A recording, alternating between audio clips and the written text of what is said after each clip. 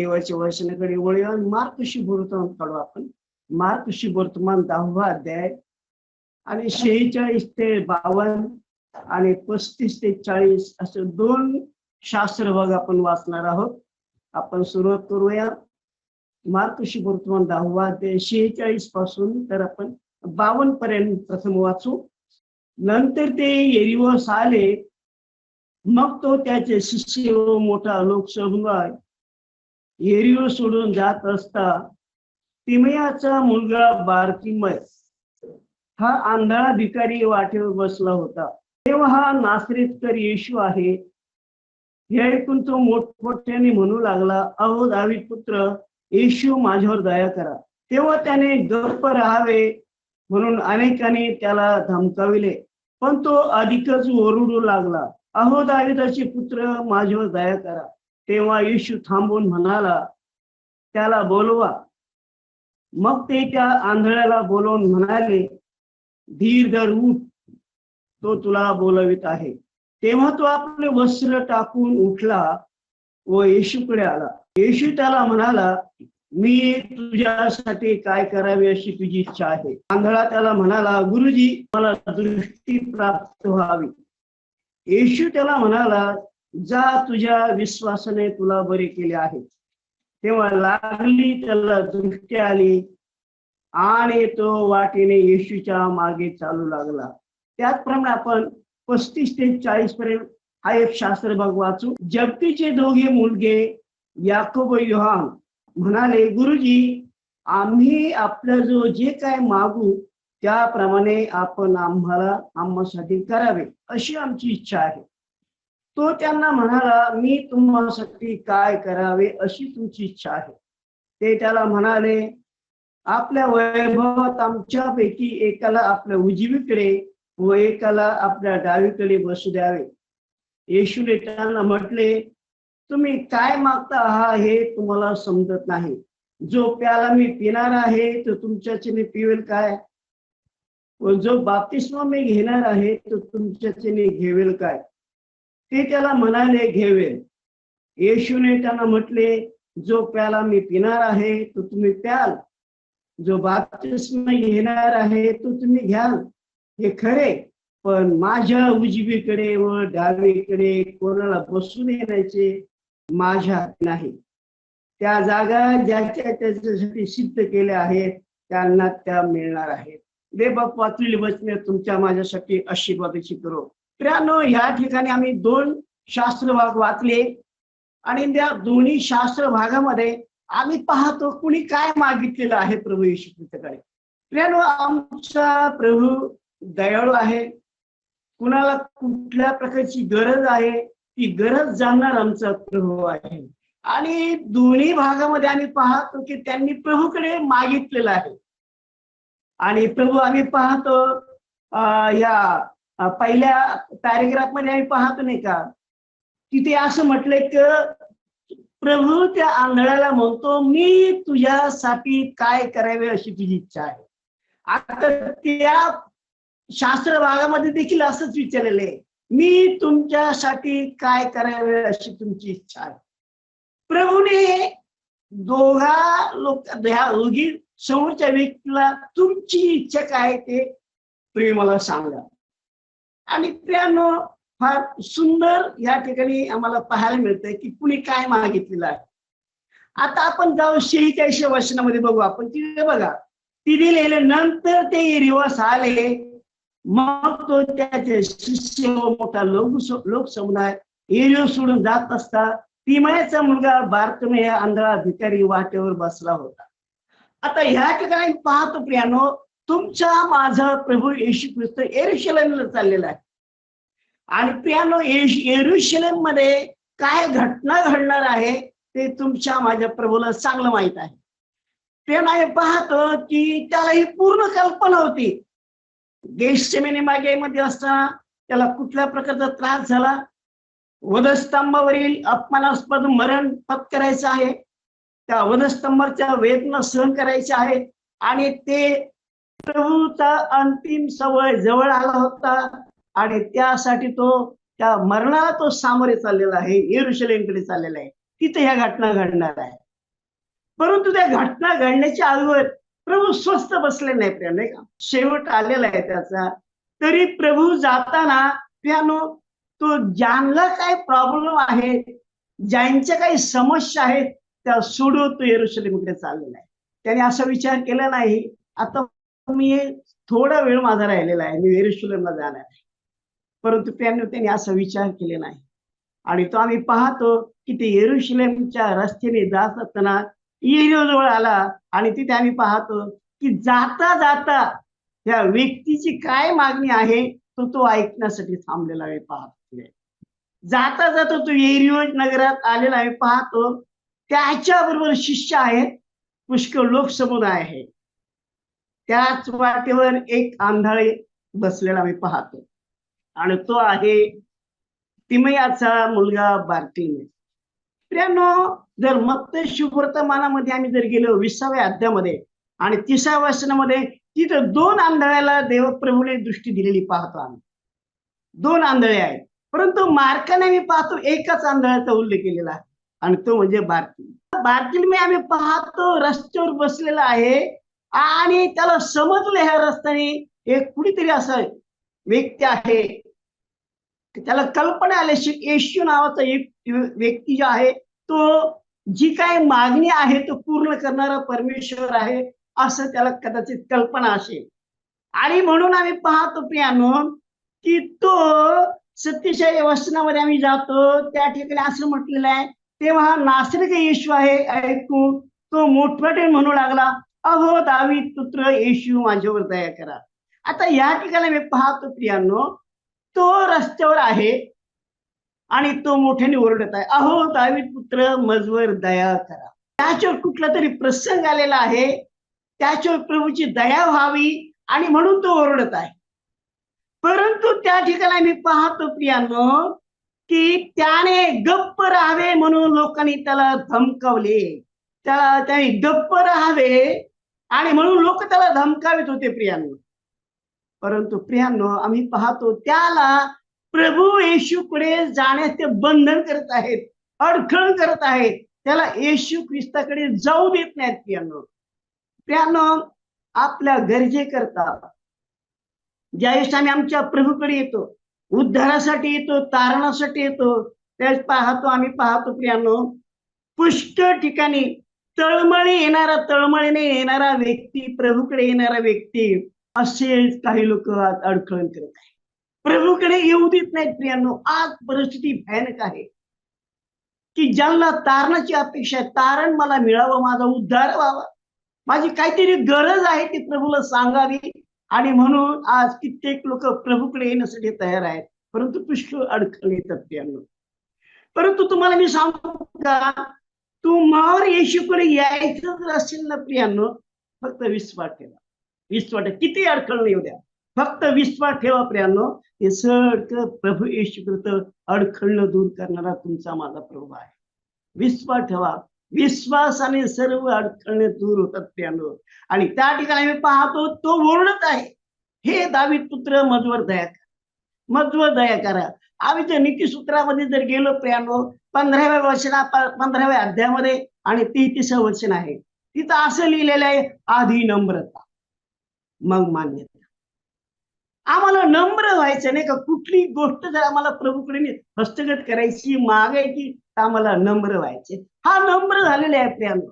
हे दावीद पुत्र मधवर दया करा, मधवर दया करता.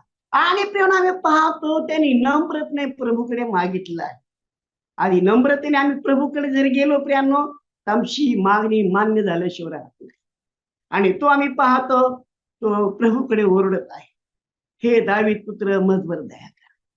कारण प्रभू दयाळू देव आहे, कृपाळू देव आहे. तुमच्या समस्या काय आहे, तुमची अडचण काय आहे, ते जाणणारा तुमचा माझा पवित्र परमेश्वर आहे. आणि 49व्या वचनामध्ये आम्ही जातो, तेव्हा तिथे असं म्हटलंय, येशू थांबून म्हणाला, त्याला बोलवा. मग ते त्या आंधळ्याला बोलवून म्हणाले, धीर धर, उठ, तो तुला बोलवीत आहे. तेव्हा तो आपले वस्त्र टाकून उठला व येशूकडे आला. त्या ठिकाणी मी पाहतो प्रियानो, प्रभू म्हणाला त्याला बोलव. तुमचा माझा प्रभू. अडखळणं किती होते, भयंकर त्याला कोणी तिथे जाऊ देत नव्हतं, परंतु प्रभूने त्याची वाणी ऐकली. कारण प्रभू दयाळू आहे, त्याला दया करणं, क्रोध करण्यापेक्षा दया करणं फार आवडतं प्रियानो. म्हणून त्याने तुमच्या माझ्यावर दया केली आणि ती दया हे आंधळ बारकिलवर झालेली आहे. त्याला बोलवा. ज्या टायमाला हा शब्द आम्ही पाहतो त्या बारकिलमाने ऐकला असेल, काय समाधान वाटलं असेल त्याला. अरे ज्या व्यक्तीची मी अपेक्षा करतोय, ज्या व्यक्तीची मी अपेक्षा करतो, तो म्हणतो त्याला येऊ द्या, त्याला माझ्याकडे येऊ द्या. आणि प्रियानो आम्ही पाहतो त्याने आपली वस्त्रे टाकून उठला व येशूकडे आला. आपली वस्त्र, जो नेहमी त्या वस्त्रावर बसून भीक मागत असणारा व्यक्ती, परंतु आज त्याने त्या वस्त्राकडे कानाडोळा केलाय प्रियानो. त्याची किंमत त्याने काहीच केली नाही प्रियानो, आणि ते वस्त्र टाकून निघाला आणि प्रभूकडे चाललेले आहे. जे प्रियानो मलिन झालेले वस्त्र टाकून देतात आणि जे प्रभूकडे येतात त्यांना तुमचा माझा प्रभू शुभ्र वस्त्र परिधान. जकरियाच्या पुस्तकामध्ये जरी गेलो आम्ही तर 3रा अध्याय 3ऱ्या वचनामध्ये आम्ही पाहतो प्रियानो, यहोशुआ बद्दल असंच नाही पाहिलेलं आहे. देवदूताच्या समेत यहोशुआ उभा राहिलेला आहे आणि सैतानाने देवाला दाखवलं, बघ हा यहोशुआ, हा याजक आहे, याजकाच्या अंगावर नेहमी पांढरे शुभ्र वस्त्र पाहिजे असावे, परंतु हा मलिन वस्त्र घालून आलेला आहे. देवाने लगेच आले, त्याच्या अंगावरचे मलिन वस्त्र काढून टाका. मलिन वस्त्र देवाला आवडत नाहीत प्रियानो, पापमय झालेले वस्त्र देवाला आवडत नाहीत प्रियानो. हे आंधळीने आपली वस्त्र टाकून गेलेले आहे आणि प्रभूकडे गेलेले आहे. आम्ही आमच्या मनापासून आमची घाणेरडी झालेली प्रियानो पापमय वस्त्र टाकून आम्हाला प्रभूकडे जायचे प्रियानो. आणि हा गेला, आम्ही पाहतो येशू म्हणाला, मी तुझ्यासाठी काय करावं अशी तुझी इच्छा आहे. किती चांगला प्रश्न विचारला आहे. मी तुझ्यासाठी काय कर. प्रियानो, तुमचा माझा प्रभू आतुर आहे तुमची माझी मागणी मान्य करण्यासाठी, परंतु आम्ही काय त्याच्याकडे मागत आहोत हे मात्र आम्हाला कधी भान राहत नाही. आम्ही जे मागायचं असतो ते न मागता मी भलतच मागतो, परंतु ह्या भारतीय आंधळ्यांनी योग्य मागितले, योग्य मागितलं. आणि आम्ही पाहतो येशू म्हणाला, मी तुझ्यासाठी काय करावे आणि तुझी इच्छा काय आहे. त्याने लगेच वेळ न करताना प्रियांनो त्या बारतिमेय आंधळ्याने उत्तर दिले, मला दृष्टी प्राप्त. आणि प्रभू देईल ही खात्री त्याला आहे. प्रभूला जे मागितलेलं आहे तू योग्य त्याने मागितले प्रियांनो. ज्यावेळेस आम्ही आमची मागणी योग्य आहे की नाही हे आम्ही स्वतः पहिलं परीक्षण करायचं, नंतर आम्हाला प्रभूकडे मागायचं. आम्ही जे काय मागतो प्रियानो ते कधी कधी आम्हाला समजत नाही की आम्ही आमच्या प्रभूकडे काय मागत आहोत. फक्त जर आमच्याकडे सायकल जर असेल ना तर आम्ही 2 व्हीलरची अपेक्षा करतो नाही. 2 व्हीलर आमच्याकडे आहे तर आम्ही 4 व्हीलरची अपेक्षा करतो नाही. परंतु प्रियानो, तुम्हाला मला काय गरज आहे ते प्रभूला चांगलं माहित असतं. आणि म्हणून ह्या आंधळ्याला कुठल्या कुठची गरज आहे हे प्रभू जाणून आहे. आणि म्हणून म्हटला, तुम्हाला तुझ्यासाठी मी काय करावं अशी तुझी इच्छा आहे. आणि आम्ही पाहतो त्यांनी योग्य माहिती, मला दृष्टी प्राप्त व्हा. प्रियानो, आम्ही पाहतो आपल्या इतक्या निश्चयाने व मनापासून आपली गरज ज्यावेळेस आम्ही आमच्या प्रभूला सांगतो ना प्रियानो, आणि निश्चयाने आम्ही आमची गरज प्रभूला सांगतो का हा एक प्रश्न आमच्याजवळ आहे. आणि जे मागतो तो योग्य आहे का हा देखील आमच्याकडे प्रश्न. जर प्रभूला आम्ही जर मागत आहोत प्रियानो, तो प्रभू ती गोष्ट मान्य करील का ह्या गोष्टीचा देखील आम्हाला विचार करायचा. कधी कधी जे आम्ही मागतो प्रियानो ते प्रभूला पसंत नसतं आणि ती प्रार्थना आमची ऐकण्यात येत नाही आणि आम्ही निराश. मी प्रार्थना करून देखील माझी प्रार्थना प्रभू ऐकत नाही. मी आराधनेला जातो, मी प्रार्थनेला जातो, मी सर्व गोष्टी करतो, माझी प्रार्थना प्रभू काय ऐकत नाही. आम्ही प्रभू निराश होतो प्रियानो. परंतु आम्ही काय मागतो ते आम्हाला कळत नाही प्रियानो.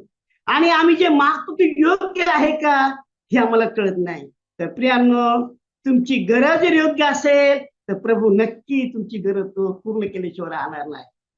प्रभूने त्याला त्याची विनंती मान्य केली आणि त्याला दृष्टी दिली.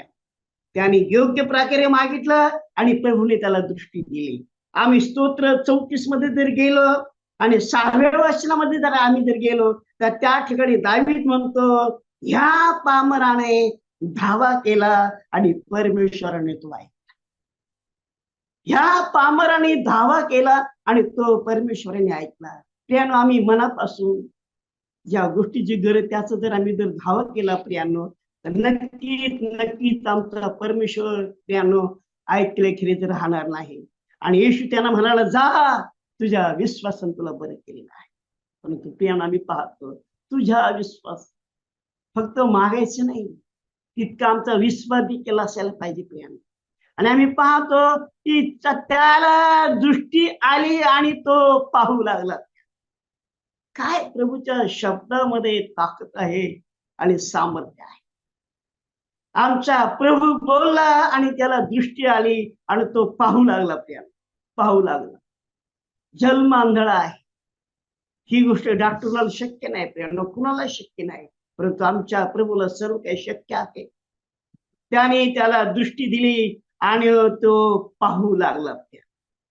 आम्हाला एक प्रश्न पडतो नाही का, ज्यावेळेस तो आंधळाला दृष्टी दिली त्यावेळेस त्याने प्रथम कुणाला पाहिलं असेल, तर त्याने प्रथम आम्ही पाहतो की आमच्या प्रभूला पाहिलं असेल. काय आनंद झाला असेल, ह्या व्यक्तीला मी कधी पाहिलं नाही, फक्त मी विनंती केली आणि त्याला मला दृष्टी दिली. त्याच्या जीवनामध्ये प्रियांनो जो आनंद झाला नसेल त्या दिवशी त्याला आनंद झालेला आहे. त्याला फार, कारण तो जग पाहायला लागला, त्याच्यासमोर प्रकाश आलेला आहे प्रियांनो. आता तो प्रकाश पाहतोय, अंधकारामधून त्याला सोडले देवाने आणि त्याला प्रकाशामध्ये आणलेले आहे. आणि म्हणून आम्ही पाहतो स्तोत्र 34 आणि 5व्या वचनामध्ये वाचा, तिथं असं लिहिलंय, ज्यांनी त्याला पाहिले ते प्रकाश पाहू. ज्यांनी परमेश्वराच्या, ज्यांनी आमच्या प्रभू येशू ख्रिस्ताचा चांगुलपणाचा अनुभव घेतला ते धन्य लोक आहेत. त्याने प्रभूच्या चांगुलपणाचा आणि प्रियांनो उपयोग करून घेतला आणि प्रभूने त्याला दृष्टी दिली प्रियांनो. आणि खरोखरच आम्ही पाहतो तो प्रकाश पावला. पहिले राजे 3ऱ्या अध्यायामध्ये 11व्या वचनामध्ये गेलो तर शलोमोनाने आम्ही पाहिलं फार चांगलं मागले नाही का. जे चांगलं मागतात, जे योग्य मागतात, प्रभू त्याला नक्की देतो. त्या शलोमोनाने काय मागितलं, इस्रायल लोकांचा न्याय इंसाफ करण्यासाठी मला सत्सुदेक बुद्धी दे. परमेश्वराने ती बुद्धी दिली, पण त्यापेक्षा अधिक दिलं. परमेश्वर संतोष होतो प्रियांनो. ज्याने मागितलंय त्यांनी यापेक्षा मला अधिक मागणं गरजेचं होतं, परंतु त्यांनी फक्त अल्प मागितलेलं आहे आणि प्रभूने त्याला आम्ही पाहतो शलोमोनाला अधिक दिलेलं आहे. आणि प्रियांनो आम्ही पाहतो विवेक बुद्धीने त्यांनी फक्त ज्ञान मागितलं आणि त्यापेक्षा त्याला अधिक दिलं. होय, आमचा प्रभू असाच आहे. आमचा प्रभू योग्य जो मागतो त्याला तो देतो प्रियांनो. आता आम्ही दुसऱ्या पॅरेग्राफकडे वळतो, तिथे बघा, तिथे ह्या लोकांनी काय मागितलेलं आहे. मागा, परंतु काय योग्य असं मागा. ह्या आंधळ्याने योग्य मागितलं प्रियांनो, त्यांनी दृष्टी मिळाली आणि दृष्टी दिली. परंतु ह्या ठिकाणी आम्ही पाहतो प्रियांनो, या अध्यायामध्ये पाहतो ते त्यांनी मागितलं बघा, ते येशूला म्हणाले, गुरुजी, आम्ही आपल्या जवळ जे काही मागू ते अशी आम्हासाठी तुम्ही आम्हासाठी करावे अशी आमची इच्छा आहे. आम्ही जे मागणार आहोत प्रभू, आमची इच्छा आहे की तू आमची इच्छा पूर्ण करा. तुझी इच्छा असो वगैरे नसो, परंतु आमची इच्छा आहे. आणि इच्छा आहे तर प्रियांनो काय मागितले, त्या काय मागितलं. ज्यावेळेस तू राजसनावर येशील बसशील त्यावेळेस एकाला उजवीकडे एकाला डावीकडे. त्यांच्या आईने देखील हाच प्रश्न प्रभूला विचारला होता आणि प्रभू म्हणाला, तुम्ही काय मागता हे तुम्हाला कळत नाही. प्रियांनो, आम्हाला कळत नाही आम्ही काय मागतो, आम्हाला कळत नाही प्रियांनो, आम्हाला समजत नाही प्रियांनो आम्ही काय मागतो नाही का. आणि प्रियांनो फार कठीण गोष्ट आहे, फार कठीण गोष्ट आहे. म्हणून आमच्या प्रार्थनेला विलंब लागतो ते एक कारण आहे. प्रभू म्हणतोय तुम्ही काय मागताय तुम्हाला कळत नाही, तुम्हाला समजत नाही. याकोबाच्या पत्रामध्ये जर गेलो आम्ही 4थ्या अध्याय आणि 3ऱ्या वचनामध्ये आम्ही जरी गेलो तर त्या ठिकाणी असं म्हणले, तुम्ही मागता परंतु तुम्हाला मिळत नाही, याचे कारण तुम्ही अयोग्य प्रकारे मागता. आम्ही मागतो प्रियांनो पण आम्हाला मिळत नाही. का मिळत नाही, तर आम्ही अयोग्य प्रकारे मागतो. योग्य प्रकारे प्रभूकडे मागा आणि बघा, तुम्ही अनुभव घेऊन बघा. ख्रिस्ता बरोबर राज्य करायचे आणि त्याच्या उजव्या बाजूला डाव्या बाजूला बसणं साधी गोष्ट नाही. ही साधी गोष्ट आहे काय? प्रभू जगात असताना त्याने शेवटपर्यंत सेवा केली, त्याने मरमर त्यांनी सेवा केली. आणि एवढंच नाही तर सेवा करून त्या वधस्तंभाचं मरण त्यांनी पत्करले त्यानं. आणि म्हणून आम्ही पाहतो प्रियांनो, फिलिपकराच्या पत्रामध्ये आपण देवाच्या राज्यात तिथे आम्ही पाहतो देवाने त्याला अतुच्च असं उंच असं केलेलं आहे. त्याने पित्याचा एक शब्द नाकारला. पिता जे सांगत होता तू सेवा करत होता, आम्हाला सेवा करायची प्रियांनो. फक्त सेवा न करता, काही न करता असं ठिकाण आम्ही मागतो प्रियांनो, ते आम्हाला मिळेल का हे आम्हाला समजायला. म्हणून आम्हाला प्रभूची सेवा करायची प्रियांनो. प्रभूने सेवा केली आणि त्याला सर्वपेक्षा उंच असं स्थान त्याला मिळालेलं आहे प्रियांनो. जर आम्हाला प्रभूच्या स्थानाजवळ जायचंय, त्याच्या राज्यामध्ये जायचंय प्रियांनो, तर आम्हाला पहिले पेत्र 2 अध्याय 21-22 मध्ये असं म्हटलेलं आहे, आम्हाला काय मागायचे आहे. तिथे असं म्हटलेलं आहे बघा, प्रभूच्या पावलावर पाऊल देऊन आम्हाला प्रभू जसा राहिला, जसा वागला, जशी सेवा केली तसे आम्हाला करायची, तर आम्हाला अपेक्षा प्राप्त होईल की आम्हाला प्रभू नक्की त्याच्यातून आम्हाला दान देईल. परंतु प्रियांनो, आम्ही पाहतो महत्वाची गोष्ट आम्हाला काय मागायचं. शेवटचं वचन आपण वाचून पूर्ण करूया. आम्ही जर स्तोत्र 119 आणि 5व्या वचनामध्ये जर पाहिलं तर तिथं असं म्हटलंय, तुझे नियम पाळण्यासाठी माझी वागणूक व्यवस्थित असावी हेच माझी मागणी. काय सुंदर माहिती नाही का? तिथे आम्ही पाहतो तुझ्यासाठी माझी वागणूक व्यवस्थित असावी हेच माझी मागणी आहे. होय प्रियांनो, हेच माग. तुला आवडणार जीवन मला जगता यावं एवढीच अपेक्षा आहे. देवाला धन्यवाद देवा आणि देवाचे मनापासून आभार मानूया. आणि प्रियांनो, अशा प्रकारे जे काय आम्हाला मागायचं ते प्रभूला आवडेल का, प्रभूला मान्य होईल का, तेच मागा.